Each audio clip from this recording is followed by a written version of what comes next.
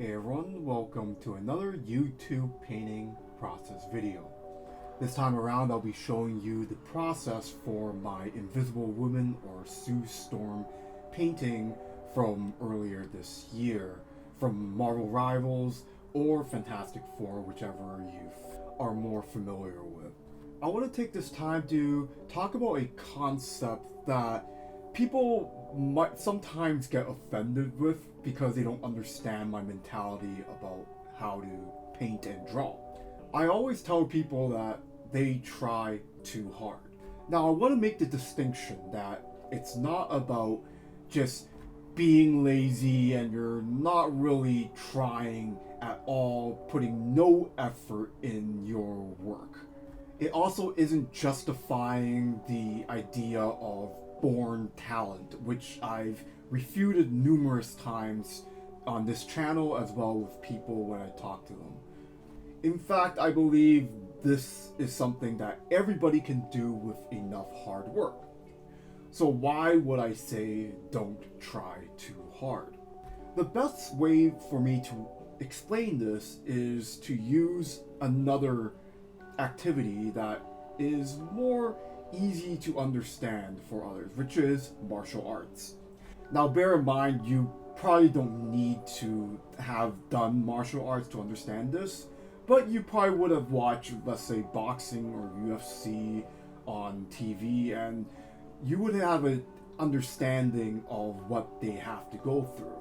When you're doing martial arts, you're not really thinking about the individual movements of your body. It would be ridiculous for a boxer, for instance, to have to think about moving their left arm forward in order to jab their opponent. If they want to jab, they would instinctually get the jab out on their opponent. Because otherwise, if they're thinking about it, they're already too late to the punch and the opponent most likely would have reacted by then. Now, having done martial arts my whole life at this point, you learn rather quickly that you're going to lose the fight if you're thinking too hard. You're going to be too preoccupied with your body mechanics rather than the strategy and what you have to do within a fight. This is especially true if you do any striking arts, for those who do martial arts, that you're probably not going to be in the mental state to think about these things while you're being punched in the head. Most of the time, all the professional fighters you see on TV are going to do things subconsciously. And this is why fighters are training at the gym non-stop in order to instinctually get all the technical stuff out of the way. So it basically becomes second nature to them. We can take this mentality to our own work in art. Using the same comparison, wouldn't it be ridiculous if every time you draw, you had to think about how your arm moves and that you need to have the fingers hold on to the pen and that sort of thing? That would be insane, right? Or in the more advanced version of this, you don't want to preoccupy your brain with technical knowledge of, let's say, anatomy while you're designing a character. Now, that's not to say you're not dealing with the anatomy and getting the structure proper as you're drawing your character, but you want it to be as close to second nature as possible so you can use your mind in order to design the actual character design. The more you spend your brain power on the technical side of anatomy, the worse your design will be because you are using more of your energy on the technical side. What makes a professional artist? A professional artist would have trained themselves enough that most of the technical side of things are completely subconscious. So they're most likely going to only deal with the design and the aesthetics part of art. This is rather universal.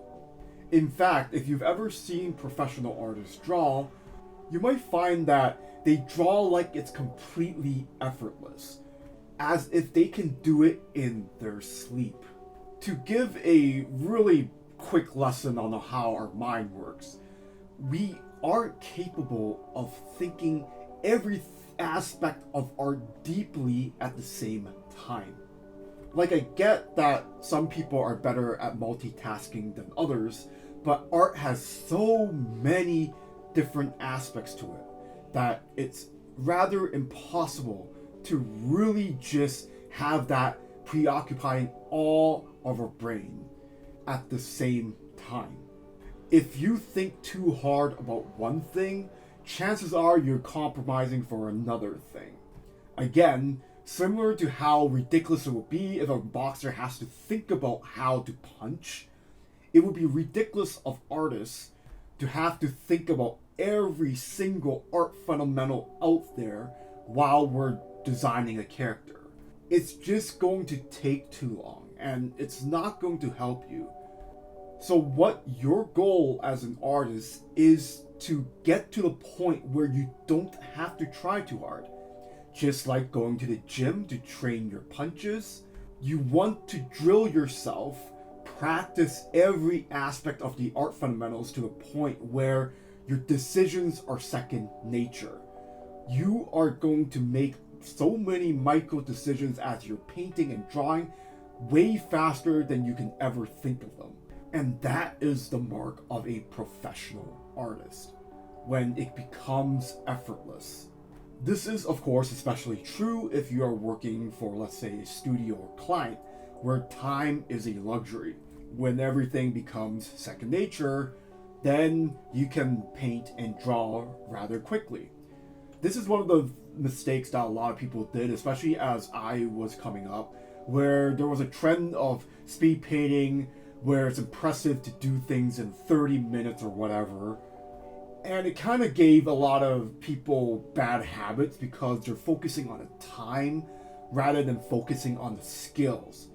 When you master the skills, you will inevitably draw much faster when you don't have to think about these things. Again, when you don't have to think about all these decisions, you'll just make them in your subconscious, and you can think about the more important stuff, like the design and composition. Now, I want to make the final point in saying that obviously I'm not telling everybody to just wing it on the fly, do no research, and have no effort in planning your piece. So I'm going to make a caveat when it comes to the idea of not trying too hard. You will still have to find reference images, you'll still have to plan your composition with thumbnails and such, but what are you actually doing when you do those steps one by one? You're actually resolving your artwork by dissecting it in steps, which will allow you to focus on different aspects of art in each individual step in order to resolve them.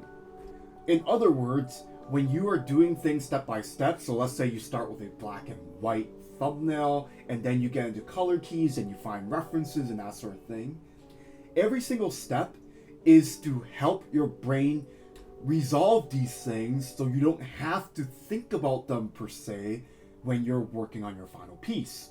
So if you resolve the black and white early, then as you're doing the colors, you don't have to think about the black and white. If you get reference images and enough of them, you don't have to preoccupy your brain in, let's say, memorizing how a car looks like when you have the image in front of you. As you resolve more issues with these steps of creating art, you are taking away some of the amount of energy required to think about these aspects, which of course frees your mind into thinking about the more important things as you are painting your final piece. So the more research, the more planning you do, the less you have to think about things, the less you have to preoccupy your mind with all these ideas and such. And then as you're doing the final piece, you don't have to try too hard because a lot of things have already been resolved. So everything comes together in the creation of art.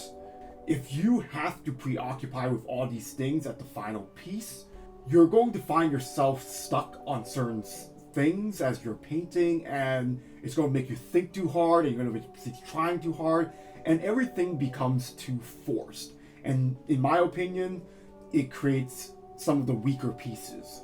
I can tell you some of my worst artwork is the ones where I'm thinking too hard about every step, and I just stop going with the flow. You want to hit that flow state, and you don't want to get stuck at problems, especially technical problems. And if you find yourself constantly stopping because you just don't seem to figure out these technical things, that'll kill the flow, and it might be time for you to practice those individual elements in your spare time, so in the future you don't have to try too hard when it comes to that sort of thing. Anyways, thank you for watching. Again, please like and subscribe. Here is the final piece of Invisible Woman from Fantastic Four Marvel Rivals. Hope this helped, and I'll see you next time.